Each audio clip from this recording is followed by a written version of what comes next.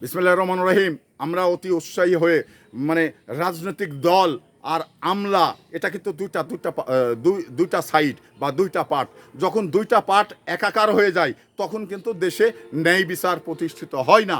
আমরা বিগত সময় দেখেছি যে প্রজাতন্ত্রের কর্মকর্তা যখন সরকারের সঙ্গে মানে রাজনৈতিক দলের সরকারের সাথে যখন একাকার হয়ে যায় তখন কিন্তু বাংলাদেশে ন্যায় বিচার প্রতিষ্ঠিত হওয়াটা খুব কষ্টকর হয়ে যায়, ন্যায় বিচার প্রতিষ্ঠিত হয় না, আমরা দেখেছি।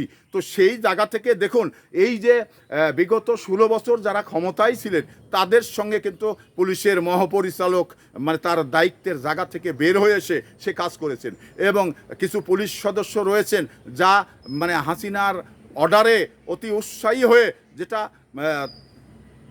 বাধ্যবাধকতার ব্যাপার ছিল সেটা লঙ্ঘন করে মানে অতি উৎসাহী হয়ে কাজ করেছেন।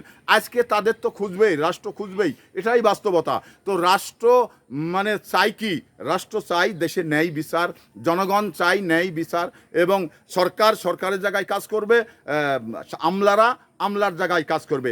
আমলা সরকারের বয়স হলো 5 বছর, কিন্তু আমলাদের বয়স প্রায় 30-31 বছর, তারা কিন্তু সাংবিধানিক পদে থেকে চাকরি করেন। তো এখানে একজন আমলা যদি অতি উৎসাহী হয়ে সরকারের সঙ্গে একাকার হয়ে যায় তাহলে কিন্তু এই আমলাদের পরবর্তী সময় রাষ্ট্র খুঁজে, তো সেটাই কিন্তু বর্তমান সময় খুঁজছেন।